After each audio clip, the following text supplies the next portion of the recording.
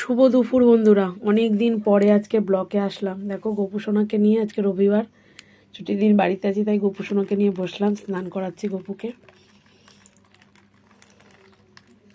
পুজো টুজো দেবো।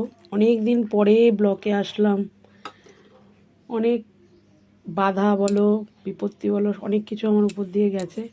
সেই কারণে কতদিন আমার মনটা ঠিক ছিল না, সাথ দিচ্ছিল না, তাই কারণে আমি ব্লগে আসতে পারিনি। তোমাদের কাছ থেকে আগে আমি ক্ষমা চেয়ে নিলাম। যারা রোজ দিন আমার ব্লগ ফলো করো, আমাকে ভালোবাসো, তাদেরকে বলছি আবার আসলাম আজকে, দেখতে থাকো।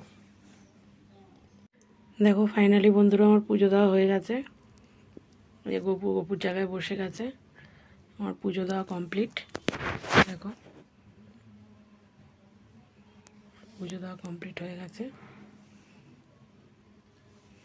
কি করি না করি সবটাই দেখাবো তোমাদের।